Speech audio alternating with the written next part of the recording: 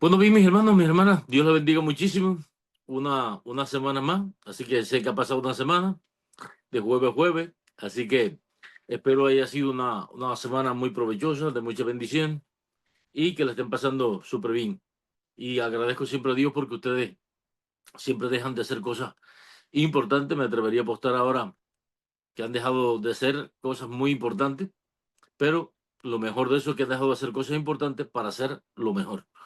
Así que eso es importantísimo. Y principalmente las mujeres que a esta hora tienen muchas cosas que hacer, más que nosotros, principalmente, pero agradezco al Señor por eso. Así que sin más dilación, vamos a orar y vamos a pedir al Señor que nos guíe en todo. Padre Santo, alabamos y bendecimos tu nombre una vez más. Gracias te damos, Señor, por este día que nos has dado. Gracias por esta semana. Gracias por tu misericordia y tu bondad con nosotros. Ahora rogamos que tu Espíritu, Señor, ilumine nuestra mente de modo tal que podamos comprender tu palabra, podamos sujetarnos a ella y vivir conforme a ella para gloria y honra de tu nombre. Señor, te pido que aquellos hermanos que no han podido estar, que no han podido participar, les bendigas allí donde estén y les guarden, Señor, para gloria y honra tuya, y que también, Señor, a nosotros nos bendiga y nos fortalezca por medio de tu palabra. En el nombre de Jesús, amén y amén. Bien, mis hermanos, recordamos que en el capítulo anterior, pues Pablo había cerrado con una frase, digo esto solo como hombre, no dice, no, disculpe, sino que golpeo mi cuerpo y lo pongo en servidumbre, no sea que habiendo sido heraldo para otros, yo mismo venga a ser eliminado.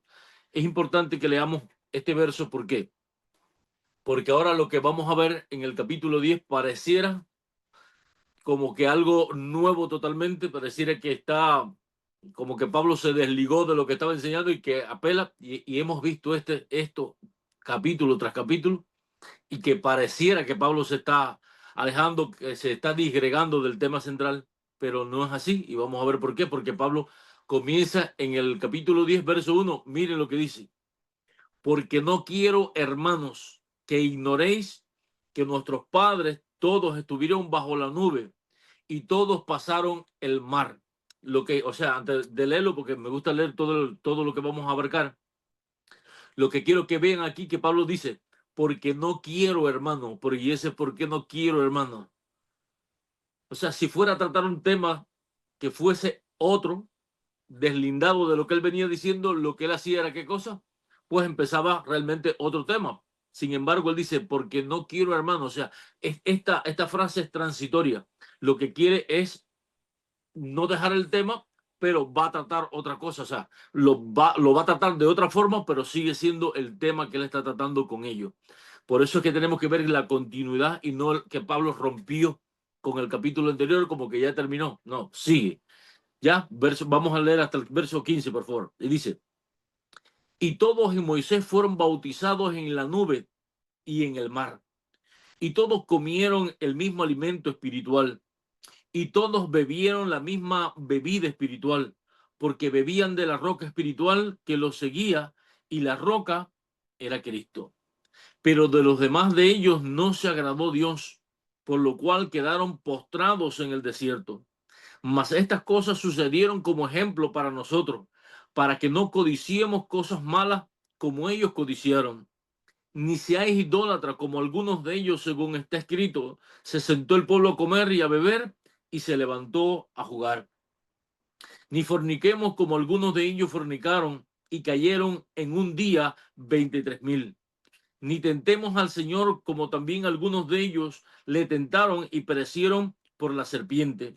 Ni murmuréis como algunos de ellos murmuraron y perecieron por el destructor.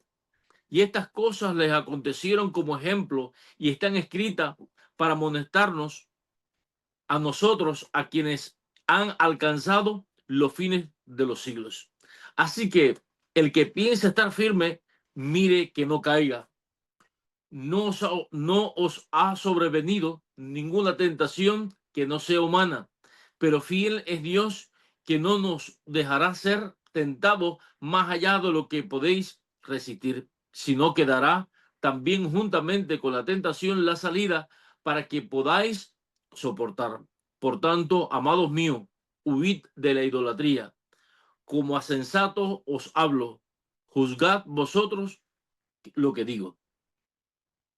Así que ya si usted ha estado en todas las clases hasta acá o ha participado en algunas de ellas o ha escuchado las clases, al leer toda esta porción se dará cuenta que Pablo no ha abandonado el tema, que Pablo sigue conectado con lo mismo y está tratando con ello. Dice, porque no quiero, hermanos, que ignoréis que nuestros padres todos estuvieron bajo la nube y todos pasaron el mar.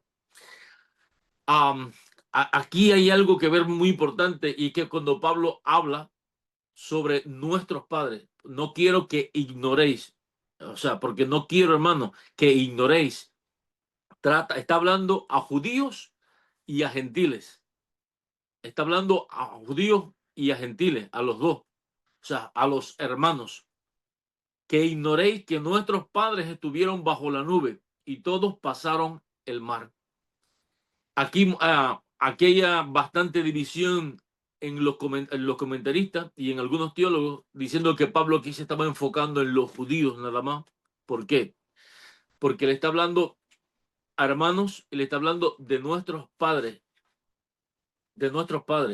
siendo literal lo que dice el apóstol Pablo, o sea, tomándolo literal, pareciera que está hablándole a los judíos, pero no para nada, no coincido para nada con esto. ¿Por qué?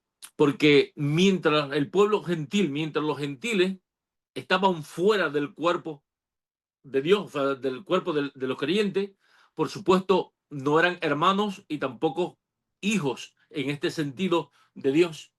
Pero una vez que las ramas insertadas en el árbol, una vez que el gentil ha creído y ha pasado a ser parte del pueblo de Dios, no existen dos pueblos de Dios, existe un solo pueblo de Dios. Por tanto, el hermanos ahora implica que está hablándole a judíos y a gentiles. ¿Por qué? Porque los dos en Cristo han venido a ser un solo pueblo, han venido a ser uno solo. Y cuando habla de nuestros padres, por supuesto, se está refiriendo también a que usted y yo podemos ver aquellos en Cristo, o sea, aquellos cristianos o aquellos creyentes del Antiguo Testamento, lo podemos ver como nuestros hermanos también y como nuestros padres y como nuestros familiares también. ¿Por qué? Porque pertenecemos al mismo pueblo. Entonces, no creo para nada que tengamos que ver este capítulo dirigido a los judíos, porque nada tiene que ver. Ya Pablo se está refiriendo a ellos, hermano, le ha dado ejemplos suficientes de tanto judíos como gentiles, así que no hay por qué separar esto radicalmente. Otra cosa que quiero que vean es que dice, todos estuvieron bajo la nube y todos pasaron el mar. Quédese con esta mente porque aquí está haciendo referencia aquí Pablo. ¿Recuerdan este pasaje al que Pablo está haciendo referencia? Al viaje del pueblo en el Éxodo, ¿ya? Y estas cosas como la que dice Pablo aquí, es una de las cosas que nos hace ver la importancia de estudiar el Antiguo Testamento. Lo he venido diciendo y lo sigo diciendo. O sea, Pablo dice, aquí no quiero que ignoréis, y va a hablar tanto a gentiles como a judíos, pero usa el Antiguo Testamento, usa una historia. Pablo, o sea, Dios se tomó la libertad de usar a Pablo incluso con poesías griegas, hablando con poetas griegos, de modo tal que podía haber usado también aquí también una historia griega o una historia del pueblo griego o una historia gentil que les recordara, porque ¿qué no sabe Dios, qué historia no sabe Dios que sirva para ellos? Sin embargo, usa el Antiguo Testamento para referirse a algo tan importante, tan medular, y lo usa tanto para judíos como los gentiles que habían venido al cristianismo. Y usa el Antiguo Testamento y específicamente Éxodo. Específicamente Éxodo. O sea, Pablo le va a dar una lección cristiana, neotestamentaria a ellos y apela al Antiguo Testamento, apela al Éxodo. Por eso es que, hermanos, si usted está en un círculo de personas o escucha a alguna persona que diga que el Antiguo Testamento hoy no tiene relevancia para el cristiano y que debe de leerse como una referencia histórica, más no como algo normativo y como algo importante, como base para la teología y el pensamiento neotestamentario, sería prudente que hiciera dos cosas: que les recomendara que leyera la carta a los Corintios, y dos, que se fuera cuanto antes de ese lugar. Cuanto antes. Porque el apóstol Pablo aquí está apelando al Antiguo Testamento. Está apelando específicamente a dos cosas: al viaje. Recordarán que el Señor le prometió a Moisés algo. Moisés le dijo: si tú no vas conmigo, pues yo no voy a ir. Y Dios le prometió dos cosas a Moisés, o sea, una en dos, o dos en una. Le dijo: por el día te seré columna de nubes y por la noche te seré columna de fuego. O sea, para fatigar el calor del día y el frío de la noche. Le estaba diciendo a Moisés: o sea, yo voy a estar contigo y te voy a proteger de esto. Y por supuesto apela a esta nube que lo seguía por todo el desierto. Aquí el ejemplo que está poniendo Pablo es esta nube que lo seguía y lo estaba cuidando por todo el desierto. Y apela también, por supuesto, a cuando todos cruzaron el mar. ¿Recuerdan? Cuando Dios hizo el milagro a través de Moisés y dividieron las aguas y el pueblo pasó por ahí. ¿Ya? Entonces, Pablo quiere refrescarles esto en tu mente porque ahí vienen. O sea, Pablo lo está introduciendo en el tema, pero no piensen, Pablo eh, sabía cómo hacer las cosas. Ya, seguimos. Y todos en Moisés fueron bautizados en la nube y en el mar. Esto pareciera algo sencillo, pero no lo es. Resulta que muchas veces en las cartas, tanto en el Nuevo Testamento, lo que parece muy complejo es muy sencillo, y lo que parece muy sencillo a veces es bastante complejo. ¿Por qué? Cuando dice: y todos fueron bautizados, y todos en Moisés fueron bautizados en la nube y en el mar. O sea, cuando habla en Moisés, no está diciendo que fueron bautizados en el nombre de Moisés, ni Moisés, sino en el liderazgo de Moisés. En el liderazgo de Moisés, en este viaje, fueron bautizados en la nube y en el mar. ¿Qué quiero que ustedes vean esto? Esto es importante porque en la teología del cristianismo, y más en nuestro tiempo, hay una lucha ardiente constantemente con respecto al bautismo. Al bautismo, o sea, ¿el bautismo es un fenómeno neotestamentario? ¿Solo se aplicó en el Nuevo Testamento o es algo del Antiguo Testamento? O sea, ¿existía ejemplo en el Antiguo Testamento? Les hago pensar en esto porque cuando estudié en mi seminario, teníamos un profesor, por una parte, que era como muy rígido en su posición del bautismo, y había uno que era un poco más abierto. O sea, cuando digo abierto, no es que fuera liberal, sino que veía con más amplitud las perspectivas del bautismo. Y una vez tuvimos una conversación con uno en un aula, y cuando pasamos tuvimos la conversación con el otro en el aula. Y el que era bastante cerrado nos decía: el bautismo tiene un solo y único significado: es ser sumergido. En esto significa ser sepultados con Cristo y salir, o sea, resucitar con el Señor, con Cristo, y ya. Esto es lo que significa el bautismo. O sea, añadirle algo más a esto sería ir en contra de la Biblia. Y en la próxima clase, cuando nos topamos a este pastor, pues él nos citó este verso y nos dijo a nosotros: sería prudente, porque los dos eran amigos, eran como Sproul y MacArthur, que eran amigos, pero tenían posiciones totalmente diferentes. Y él dijo: sería bueno que este verso lo guarden para la próxima clase, y cuando él venga, le citen este verso, porque se daban versos entre uno y el otro para confrontarse, y a la vez que nosotros aprendiéramos. Creo que la dinámica era más bien para que aprendiéramos. Pero lo cierto es que cuando le citamos este verso al pastor, al otro pastor, no se sentía muy cómodo, porque nosotros le decimos: usted nos dijo que tenía un solo significado. Sin embargo, Pablo, hablándole a los gentiles, a los cristianos del Nuevo Testamento, habla de que el pueblo fue bautizado en la nube y en el mar cuando pasó esto. O sea, había un significado del bautismo. El bautismo tiene un significado muy amplio y una forma de ser bautizado muy amplia, más de lo que nosotros podemos a veces ver. Solamente les dejo esto aquí para que usted, como cristiano, vea que cuando nos enseña muchas veces lo que es el bautismo en la escuela, o sea, en las clases de candidatos para el bautismo o algo así, muchas veces se centran en algunos pasajes escogidos de la Escritura y nos hacen ver un solo significado y una sola forma del bautismo, pero nos privan de todo lo demás. Y aquí Pablo, pues, usa, o sea, tiene la libertad de usar que en el Antiguo Testamento y en toda la Biblia, pues, el significado no significa una sola cosa y no solamente se es bautizado de una forma. ¿Ya? Y esto es lo que quiero que más bien ustedes tengan retenido en su mente para que si tienen la oportunidad de estudiar con más calma y más amplitud lo que es el bautismo, pues bueno, se dedique usted a esto. Pero lo único que llama la atención es que el propio apóstol en la propia carta lo dice, o sea, no lo estamos inventando nosotros ya. Bueno, verso número 3 dice, y todos comieron el mismo alimento espiritual. Y por supuesto, aquí cuando habla de todos comieron, o sea, todos comieron el mismo alimento espiritual y todos bebieron la misma bebida espiritual porque bebían de la roca espiritual que los seguía y la roca era Cristo. O sea, si Pablo no aclara rápido esto, la mente de nosotros nos va a volar enseguida por, la Pascua.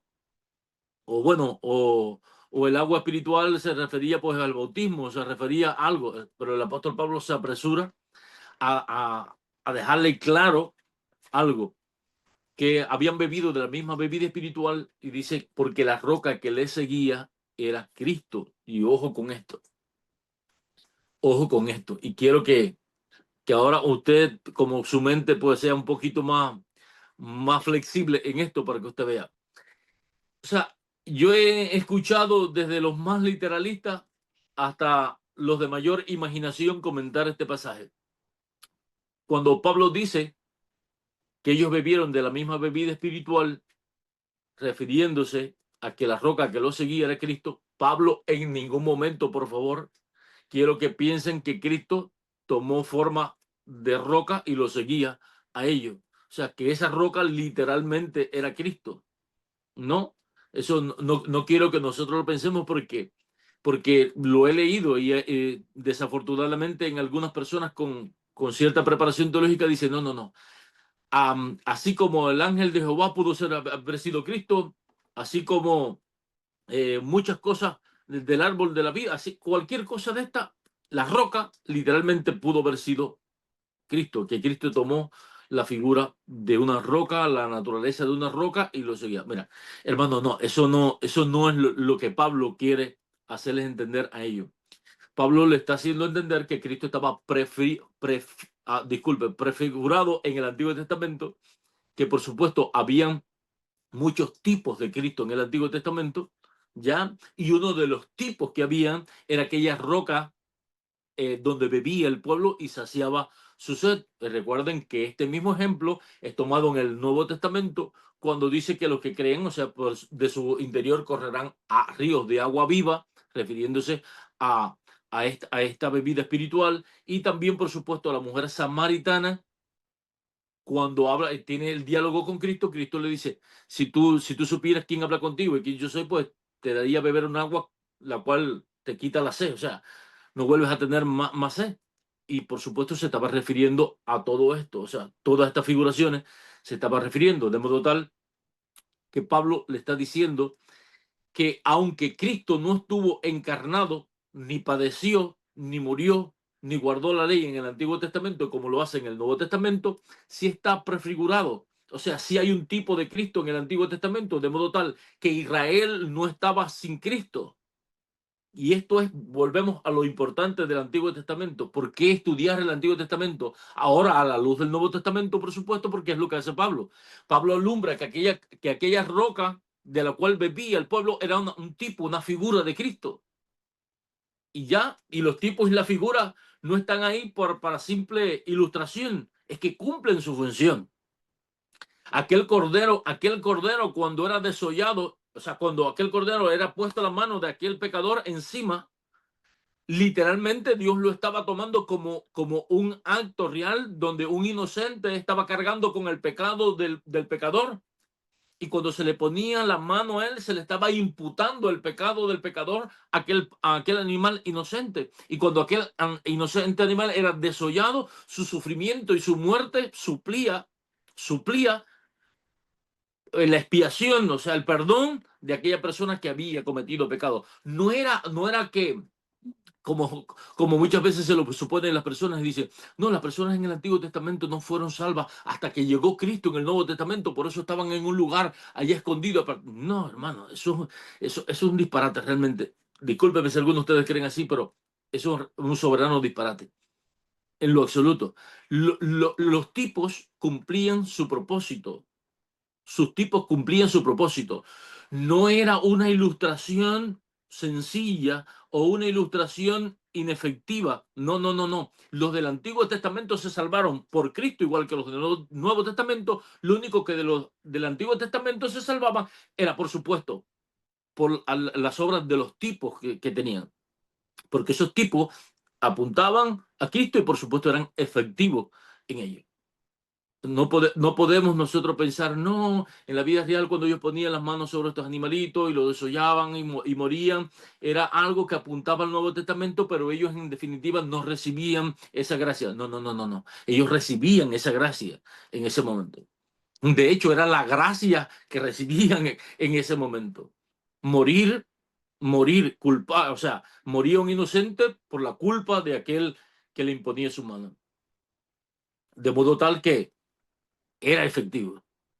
Cuando había la expiación, el día de la expiación, y expiaban el pecado del pueblo, no era un invento, no era algo pasado, no, literalmente. Cuando existía el día de la expiación y Dios aceptaba el sacrificio que presentaba el sumo sacerdote, el pueblo era perdonado. No era figurativo, imaginativo, o no, era perdonado. Eso tenemos que tenerlo bien claro. Entonces, el apóstol Pablo le está haciendo referencia a ellos porque está tomando un ejemplo del Antiguo Testamento para tratar con una iglesia neotestamentaria de asuntos que hay. Ya, pero lo está llevando a ellos que, si usted se fija, lo está introduciendo en lo bueno que pasó en el desierto. Bebieron de la misma roca, comieron de la comida espiritual, fueron bautizados en la misma nube, en la misma agua, en Moisés, caminar. Todo esto le está diciendo lo bueno. No quiero que ignoréis esto, pero tranquilos que Pablo sabe lo que va haciendo. ¿Ya? Verso número 5 dice, y aquí empieza la cosa. Hasta aquí era lo bueno del antiguo, de lo que había pasado en el Antiguo Testamento. Hasta aquí Pablo citó lo bueno como ejemplo, pero ahí viene. Pero de lo demás de ellos no se agradó Dios, por lo cual quedaron postrados en el desierto. O sea, ya les dije lo bonito, no quiero que ignoréis la parte bonita, la parte buena, todo. Pero tampoco quiero que ignoren qué cosa, que la mayoría de ellos quedaron postrados en el desierto. Claro, una bonita manera de Pablo decir murieron. Una manera muy bonita de Pablo decir quedaron postrados en el desierto, o sea, se murieron. No alcanzaron a llegar a la tierra prometida, o sea, una forma muy, muy bonita del apóstol Pablo. O sea, él está diciendo que la mayoría del pueblo, pues, no alcanzó la promesa, sino que murió en el desierto. Ahora vamos a ver más. Mas estas cosas sucedieron como ejemplo para que no codiciemos cosas malas como ellos codiciaron. Y aquí viene de nuevo el apóstol. O sea, tengamos cuidado porque estas personas, no quiero que ignoren también que la mayoría de estas personas no agradó a Dios y quedaron postrados en el desierto, dice el apóstol Pablo. Pero estas cosas sucedieron, ¿qué cosa? Si te digo la primera como un ejemplo y algo para animarte, te voy a decir también la segunda, que también es un ejemplo para nosotros. Pero de los demás no se agradó Dios, por lo cual quedaron postrados en el desierto, más estas cosas sucedieron como ejemplo para nosotros, para que no codiciemos cosas malas y como ellos codiciaron. Hasta aquí, ¿qué pasa? Cuando leemos este verso, ¿qué nos trae, qué nos salta a la mente inmediatamente? Pablo le ha venido hablando a ellos de que ellos están deseando, están practicando, están codiciando muchas cosas, hay muchos pecados y cosas malas dentro de ellos, ¿ya? Y el apóstol Pablo le está diciendo, tomando un ejemplo del Antiguo Testamento, diciéndole, para que ustedes tampoco codicien cosas malas como ellos codiciaron cosas malas, ¿ya? Ahora, Pablo les va a decir cosas malas que ellos codiciaron, que por supuesto Pablo no le va a dar un listado exhaustivo de las cosas malas que ellos codiciaron, pero Pablo es muy selectivo en buscar las cosas malas que ellos codiciaron, que tiene que ver con quién, con los corintios en ese momento y por supuesto también tiene que ver con nosotros en el día de hoy, ¿ya? Y aquí viene Pablo a decir las cosas malas que ellos codiciaron y las cosas malas que le pasó. Verso 7. Ni seáis idólatras como algunos de ellos, según está escrito, se sentó el polvo a comer y a beber y se levantó a jugar. O sea, no seáis idólatras. O sea, al apóstol Pablo apunta a la idolatría en los Corintios porque ellos eran muy dados a la idolatría. Recuerden que había muchos templos paganos en el contexto de los Corintios. Habían templos incluso dedicados a diosas de fertilidad donde muchas prostitutas estaban ahí y atraían a muchas personas y muchas personas se habían seducido a la idolatría a través de esto. Y Pablo pues apunta a la iglesia de los Corintios y le dice, cuídense de la idolatría. O sea, sean muy cuidadosos con ello. No seáis como el pueblo de Israel, que se sentaron a beber, a comer y bueno, se levantaron a jugar. Ellos, por supuesto, el apóstol Pablo parece que tiene en mente quizás el pasaje del becerro de oro, recuerden, que ellos decían que estaban haciendo fiesta a Jehová, comieron, se divirtieron y por supuesto tenían un becerro de oro y apuntaba a la idolatría. ¿Por qué? Porque aunque estaban dedicando a Dios este culto, en la vida real era un acto idólatra de los más grandes que había, porque toman aquella imagen y dicen, este es Jehová. O sea, imagínese usted qué clase de blasfemia contra Dios haber dicho que esto era Dios, y él le dice, tengan cuidado con esto, porque la idolatría no es solo, por ejemplo, tener un muñeco de oro delante de nosotros, de Buda, de cualquier tipo de santo, y adorar a esta entidad con un nombre distinto al de Dios.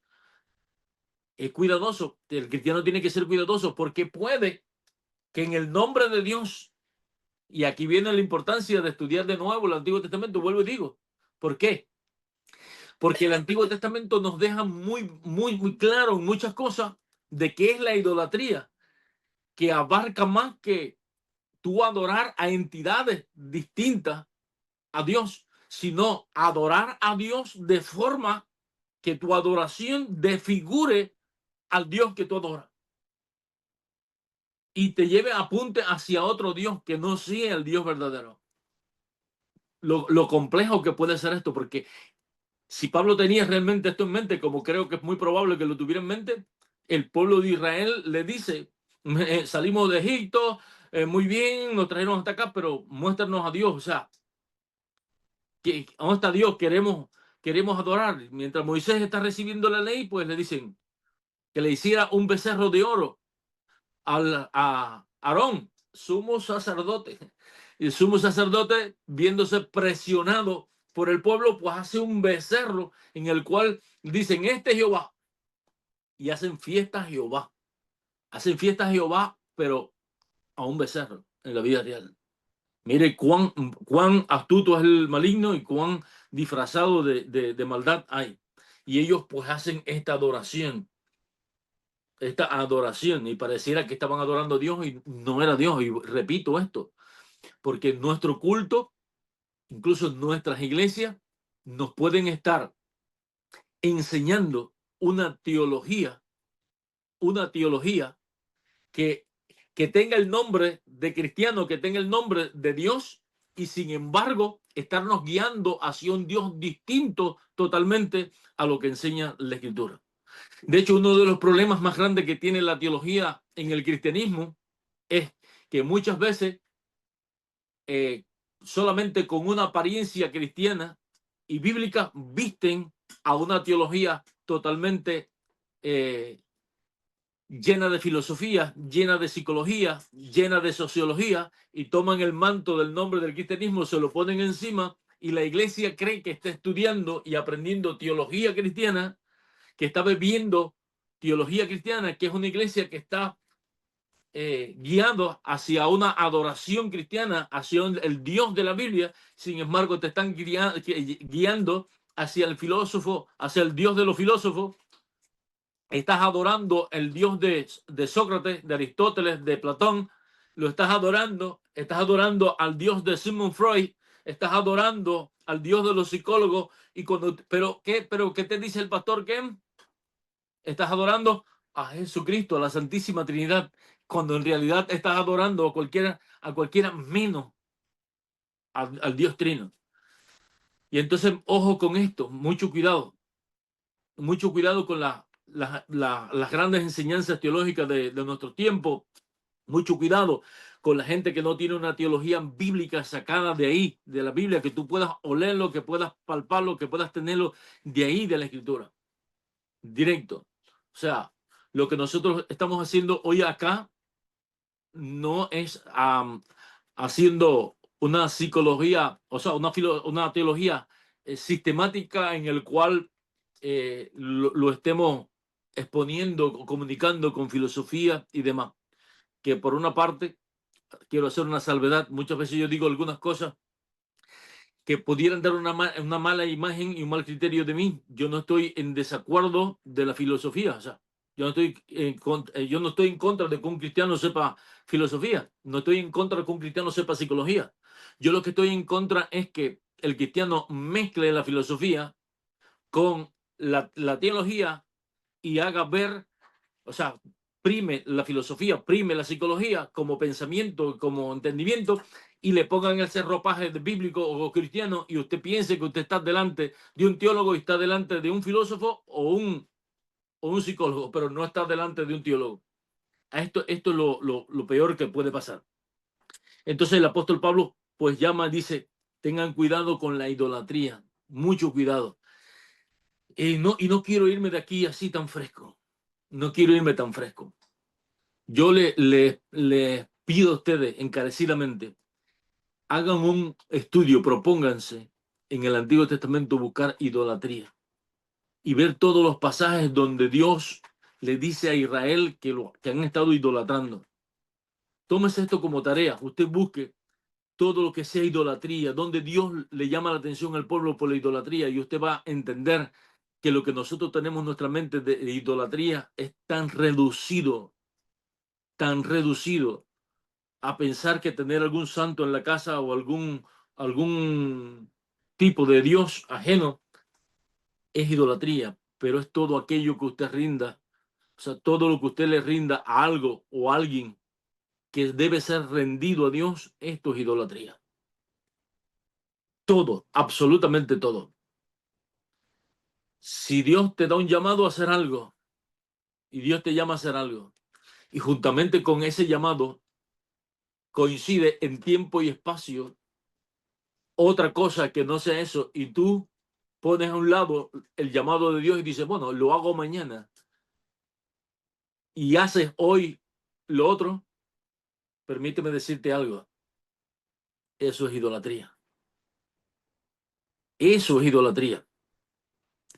Y, y quizás usted no se ha dado cuenta cuán idólatra usted. Y disculpándome que no los conozco a profundidad a todos ustedes, pero permítame decirle algo, algunos ejemplos que no quiero ¿cómo es? Acusarles a usted ni mucho menos, pero sí quiero que usted por lo menos esto se vaya bien claro, y es ello. Me he percatado algo. A veces hablo con algunos cristianos y les digo, eh, o sea, ¿cuánto tú lees? ¿Cuánto tú estudias? Ah, mire, pastor, ¿sabe algo? Yo me esfuerzo por esto y me encantaría ser un buen lector, pero ¿sabe algo? Yo trabajo tanto, tanto, tanto que cuando yo llego a mi casa llego tan muerto de cansancio que los ojos se me cierran. Si yo empiezo a leer un libro, se me cierran los ojos y enseguida estoy rendido y no puedo. Y mi pregunta siempre es esto, ven acá, ¿qué tiempo le dedicas a Netflix? ¿Qué tiempo le dedicas a YouTube? ¿Qué tiempo le dedicas a ver programas seculares en el televisor. Vuelvo y repito para no ser mal juzgado. Yo no estoy en contra del televisor, ni de Netflix, ni de YouTube, ni nada de esto. Yo lo que estoy en contra es de que usted ponga la excusa barata de que no tiene tiempo y que está muerto para leer la Biblia y un buen libro cristiano y participar de un buen estudio bíblico, y sin embargo pueda quedarse hasta las 2 de la mañana viendo los capítulos de una serie de Netflix. Eso es idolatría como el que más. Como el que más. Cuando en nuestra familia, cuando en nuestra familia hay alguien un ser muy querido, y nosotros le damos ese lugar que Dios demanda de él, eso se llama idolatría. Eso se llama idolatría. O sea, miren ustedes para que vean cómo Dios llama a Israel que son unos idólatras. Yo les invito a usted que lo busque. Bueno, seguimos porque aquí no vamos a echar el resto del tiempo en la idolatría, pero sí quiero porque Dios es muy exigente con Israel sobre la idolatría. Miren para que ustedes vean. De hecho, uno de los mandamientos más fuertes y una de las cosas que más le exigió Dios a Israel, para que usted vea. Bueno, verso número 8. Ni forniquemos como algunos de ellos fornicaron y cayeron en un día 23,000. Recordemos que falsos profetas y enemigos del pueblo de Israel, en algunas de las veces que acampó Israel en el desierto, pues los sedujeron con mujeres paganas. Y por supuesto, muchos de ellos de Israel, cayeron en este pecado. Y muchos del pueblo de Israel cayeron en este tipo de pecado. Y tras esto, por supuesto, Dios mandó destrucción. Dios mandó ángeles que acabaron en cuestión de nada con, bueno, aquí nos da el dato, 23,000 murieron por esta causa. Dios le dice, cuidado que la fornicación es algo muy serio también. Y hay algo aquí también que quiero llamar la atención sobre ello. Y es que a veces nosotros también pensamos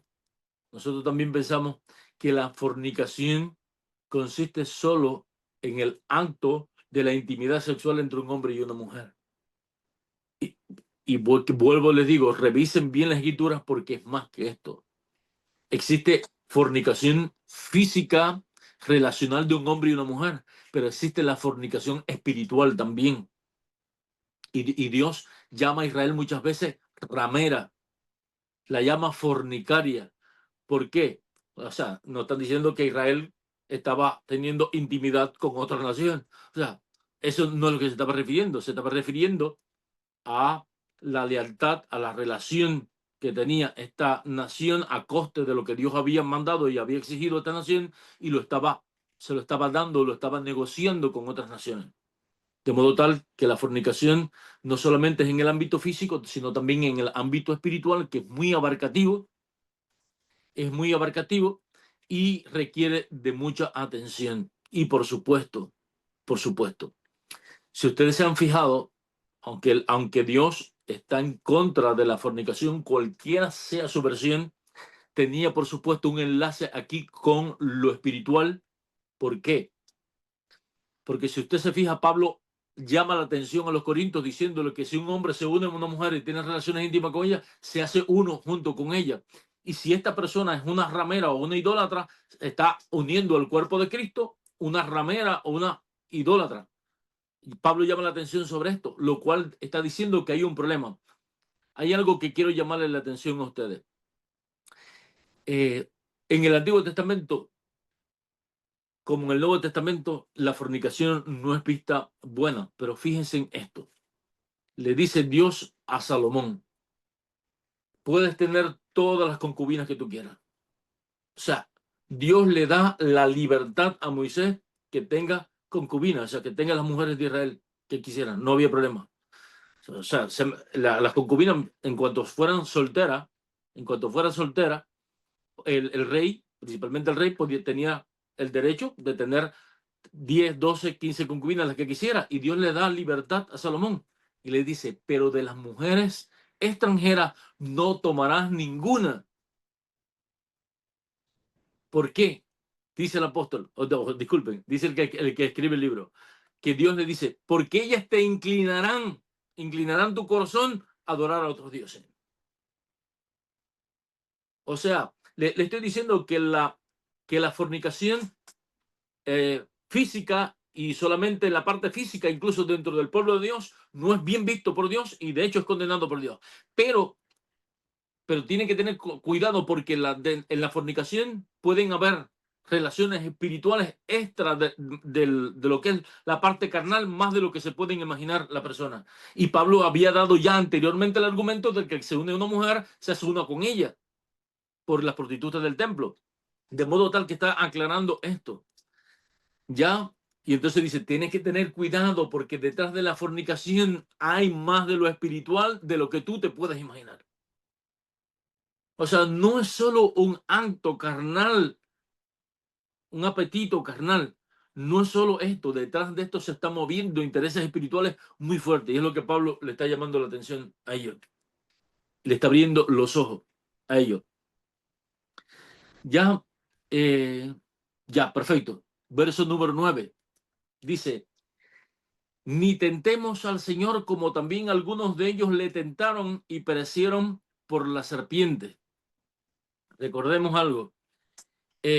Claro, Israel en sus actos de incredulidad, y de todo esto, dice Pablo que esto lo que ellos hicieron fue tentar al Señor. Tenemos que tener en cuenta algo. El Nuevo Testamento nos deja claro en la carta de Santiago que Dios no puede ser tentado. Sin embargo, el propio apóstol dice que ellos tentaron a Dios. Y aquí parece haber una contradicción. O sea, o Dios es tentado o no es tentado. Bueno, tenemos que ver las dos caras de la moneda para poder entender esto. En cuanto a relación, con la tentación, Dios no puede ser tentado. O sea, Dios no va a tener ninguna relación personal íntima con la tentación. Me explico. O sea, no hay nada que le llame la atención a Dios que Dios diga, oh, me atrae esto, oh, qué importante, oh, cuán deseable. Ese tipo de relación en Dios no va a haber, por tanto, Dios no puede ser tentado en este sentido. Ya, de que Dios vaya a haber una relación espiritual, emocional, sentimental, de deseo con algo malo. Eso no puede ser. Sencillamente no puede ser. Ahora, lo que sí puede ser es que una persona le ofrezca la tentación a Dios. Definitivamente. Esto sí puede ser, y esto fue lo que pasó en el desierto. O sea, Israel tentó a Dios, lo tentó, pero en este sentido, ofreciéndole a Dios, como también se le apareció Satanás al Señor después del ayuno de 40 días y 40 noches. ¿Vieron? ¿Apareció qué cosa? A tentar al Señor. Claro, y recordemos esto, si tenemos una teología clara de la persona de Cristo.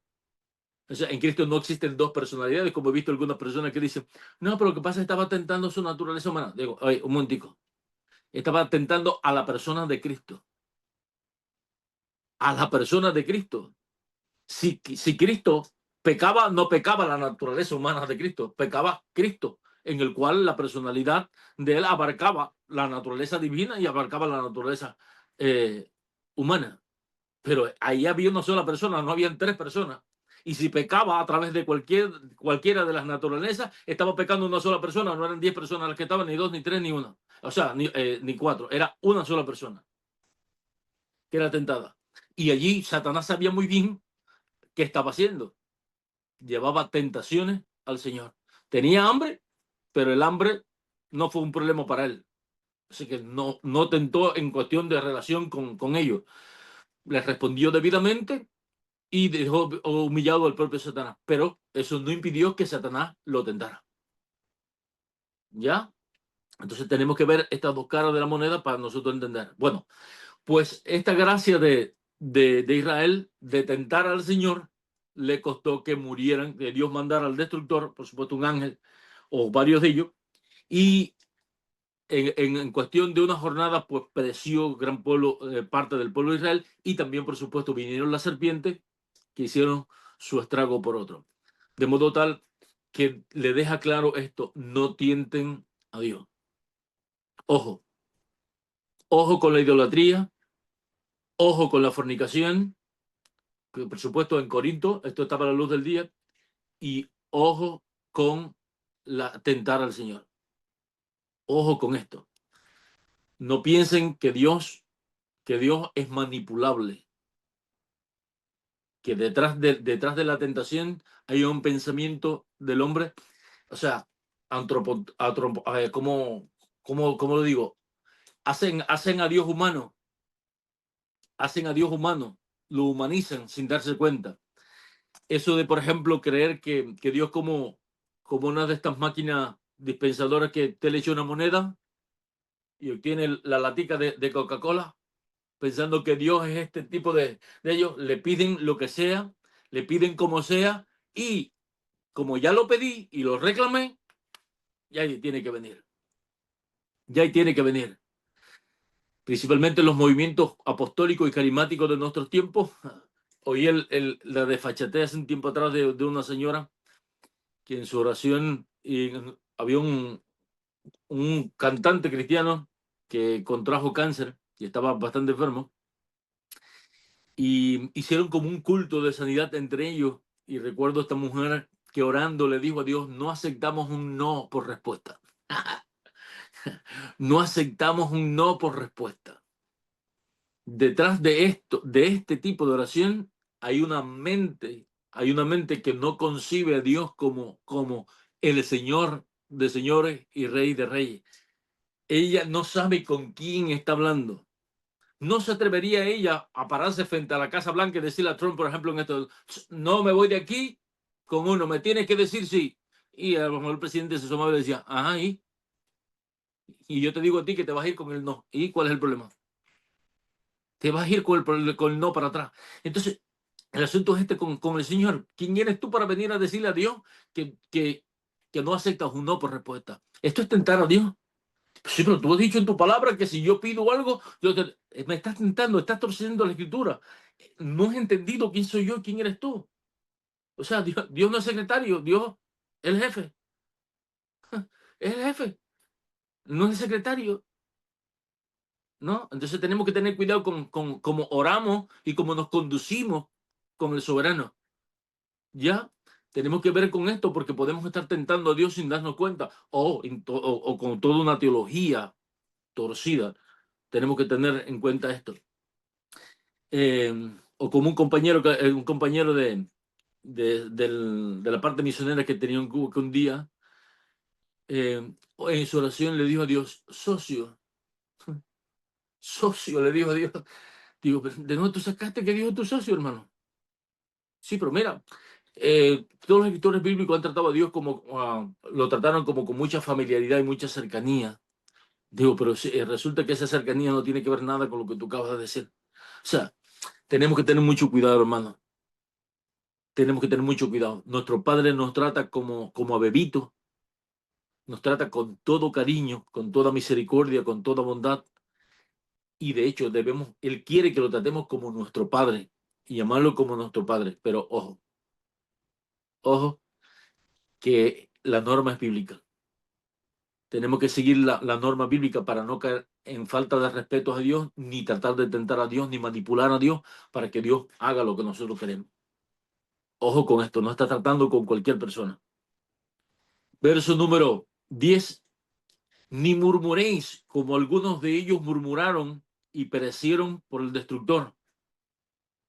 La murmuración, eh, tanto castigado y tanto eh, expuesto por parte de Dios, en cual Dios no está de acuerdo con ello. Y muchas personas han entendido mal la murmuración, y por supuesto Pablo está siendo víctima de la murmuración precisamente por los corintios. Quiere dejarle claro: esto que ustedes están haciendo, esa murmuración que ustedes están teniendo, es muy peligroso. Es muy peligroso. O sea, Pablo sabe que los corintios son especialistas en la murmuración, y por supuesto le trae esta enseñanza del Antiguo Testamento. Y quiero que sepan esto, que confundimos la murmuración, porque la murmuración es lo que nosotros comúnmente llamamos chisme. El chisme. Una cosa que caracteriza al chismoso, o sea, y al murmurador, es que son cobardes. es que es una cobardía. Lo dicen oculto, o sea, a espalda, lo dicen sutil, lo dicen para quedarse limpio, o sea, tienen un mecanismo de encubrir su identidad detrás de su opinión. O sea, te voy a decir esto, pero no se lo digas a nadie, o no te digas a nadie que yo te lo dije. O mira, vengo a verte porque yo quiero que oremos por fulano, porque oremos por esto, porque, y empieza a contar el chisme, se van y lo menos que hicieron fue orar. Hay que orar por fulano, mentira. Lo que vienes a murmurar y a traer chisme y brete.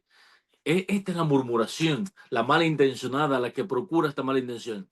Y digo, cuidado con esto, porque hay una mala interpretación con esto, porque en las iglesias, si usted da un criterio o sea, negativo de algo o de alguien, está murmurando. No, no, no, no. El asunto no es lo que tú dices, sino como tú lo dices, y, o sea, tu intención y cómo tú lo dices. El que dice las cosas tal como es, juzgándolo por la parte bíblica, dice, no, yo lo digo delante de él, y de hecho me gustaría tener a la persona para decirles delante de él lo que estoy diciendo sin ningún tipo de problema, y puedes decir que yo lo estoy diciendo, porque lo que estoy diciendo es intentando salvar o exponer lo que la Biblia dice. Juzgar bíblicamente y murmurar no tiene que ver nada una cosa con la otra. Tienen formas e intenciones y métodos totalmente diferentes. Totalmente diferentes.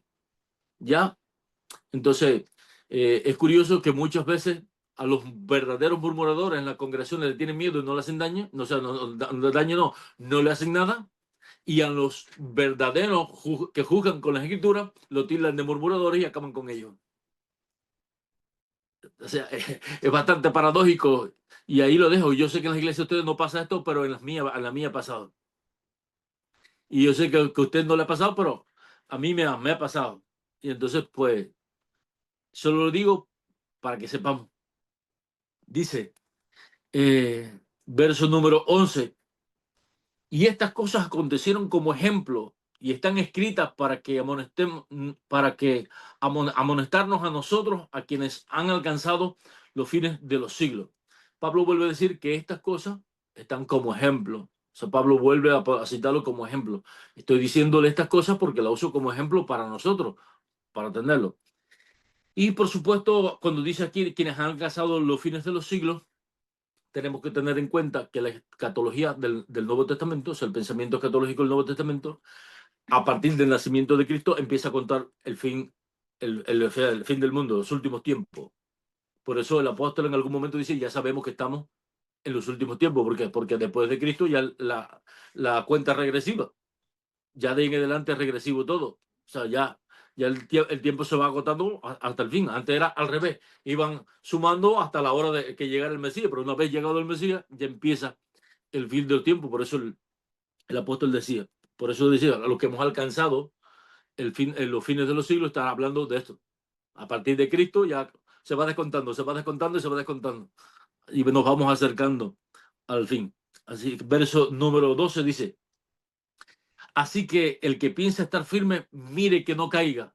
O sea, todos estos ejemplos que he puesto, lo he puesto para todos nosotros, pero quiero que no ignoren esto. El que cree estar firme, vele, o sea, mire que no caiga. Y esto, por supuesto, ha sido muy mal usado en el ámbito cristiano y en la forma de muchas veces llamar la atención muchos hermanos sobre esto. Pero el pensamiento aquí del apóstol Pablo es que, o sea, posiblemente vieras a un hermano teniendo algún tipo de problema y tú lo juzgarías. Y mirarías ahora a Israel y dirías, qué pueblo tan duro, qué pueblo tan difícil. De hecho, nosotros miramos a Israel ahora muchas veces y decimos, pero ¿cómo son tan duros? ¿Cómo hacen esto? ¿Y cómo hacen aquello? Y por supuesto, Pablo le está diciendo a los corintios, les digo esto como ejemplo, de modo tal que el que cree estar firme, vele que mire que no caiga, porque Israel cayó y usted no se puede creer que usted no puede caer. Usted tiene que velar por sí para no ser como ellos. Esto está dado como ejemplo para ustedes. Así que si ustedes creen que no pueden caer en lo mismo que Israel, pues mira, le les advierto, velen, miren que no vayan a caer. Verso número 13. No os ha sobrevenido ninguna tentación que no sea humana, pero fiel es Dios, que no os dejará ser tentados más de lo que podéis resistir, sino que dará también juntamente con la tentación la salida para que podáis soportar. Cuando el apóstol Pablo dice que toda tentación, o sea, eh, ninguna tentación le ha venido a ellos que no sea humana, no está diciendo el apóstol Pablo de que no está involucrado potencias espirituales malignas, o sea, que no estén involucrados potencias sobrehumanas. Eso no es lo que Pablo está diciendo. Pablo sabe muy bien que detrás de la tentación muchas veces está el maligno. Hay poderes sobrenaturales, hay poderes demoníacos que están detrás de la tentación de una forma increíble. De hecho, recordamos a Pedro. Pedro, sin darse cuenta, cuando el Señor le dice que tiene que ir a morir y que va a ir hacia la muerte, Pedro le dice al Señor, que nada de esto te acontezca, no, por favor, y trata de persuadir a Cristo que no vaya a la cruz, y el Señor se le dice, apártate de mí, Satanás. O sea, él sabe que detrás de esta tentación está el mismo Satanás usando a Pedro para persuadirlo a él. Pero, o sea, Pablo está consciente que detrás de las tentaciones hay poderes demoníacos. Si no, leámonos Efesios, la armadura de Dios, para que podamos ver claramente donde Pablo habla de estos poderes malignos obrando en la vida de los cristianos. Pero lo que Pablo dice, no os ha sobrevenido ninguna tentación que no sea humana. Lo que está refiriendo es que la tentación, lo que viene a nosotros, la propuesta, tiene que ver con el ámbito humano. Tiene que ver con la naturaleza humana, con los deseos humanos, con las perspectivas humanas. O sea, no va a venir, no va a venir Satanás diciéndole, mira, cásate con, o una mujer, cásate con Apolión, o con, no sé, el nombre de otro demonio, cásate con él y vete a vivir. O sea, ese tipo de tentación, lo que Pablo dice, no es una tentación que no tenga que ver con la naturaleza humana, con los deseos, los apetitos, la experiencia propiamente humana. De hecho, es con eso lo que vienen a tentarnos el maligno. ¿Ya? Recordemos, y vuelvo y cito al Señor en el desierto. ¿Cuáles fueron las tentaciones del maligno con Cristo? Tenía hambre y ¿qué dijo? Bueno, si eres el verdadero Hijo de Dios, pues dile a esa piedra que se convierta en pan y se convertirá. ¿Con qué trató de tentar el maligno al Señor? Pues con algo totalmente humano, material, normal, con el ámbito de lo que estaba pasando. Esto es lo que Pablo está diciendo. Dice, sin embargo, dice él, o sea, no hay una tentación que fuera de la experiencia humana. Dice, pero fiel es Dios, que no nos dejará ser tentados más de lo que poder resistir. O sea, quiero decirle esto, aquí tiene doble implicación esto que dice el apóstol Pablo. Uno, toda tentación que viene a nuestras vidas es de naturaleza humana, tiene que ver con la existencia humana, con la naturaleza humana. Pero incluso esto, o sea, puede el cristiano resistirla porque es humana, o sea, con el ámbito humano. O sea, no es algo que viene, que excluye la naturaleza humana. Pero aquí viene la otra parte.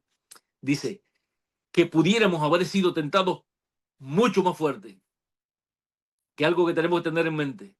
Somos tentados con cosas propiamente humanas, pero incluso estas tentaciones no permiten que lleguen a dimensiones que nosotros no podamos soportar. O sea, Dios permite que venga la tentación, que el maligno nos tiente, que nuestra naturaleza nos tiente, que el medio en que estamos nos tiente, pero dice que no permitirá que esta tentación sea irresistible para nosotros. Ya, de modo tal que cuando nosotros somos tentados, no podemos tener la excusa. Esto puede más que yo. Esto es algo que no hay manera de que yo me pueda librar. Esta tentación que yo estoy pasando no tiene solución. Pablo deja bien claro esto. dice, sino que dará también juntamente con la tentación la salida. No solo no nos permitirá ser tentados más de lo que podemos nosotros soportar, sino también junto con la tentación mandará una salida. Habrá una salida. ¿Qué es lo que pasa con esto? Eres tentado. Resiste. ¿Por qué? Porque puedes resistirlo. Y dos, porque detrás de esa resistencia viene la solución. Si resistes y te mantienes ahí, mandará la solución Dios. La mandará. ¿Ya? Para que podáis soportar. Verso número 14. Por tanto, amados míos, huid de la idolatría. Miren, el apóstol Pablo vuelve a la idolatría. Hermanos míos, huid de la idolatría. Como a sensatos hablo, juzgad vosotros lo que digo. Y ya, con esto ya me pasé un minuto de lo que tenía planificado yo. Así que ya con esto terminamos. Del resto lo dejamos para la próxima clase, si Dios quiere.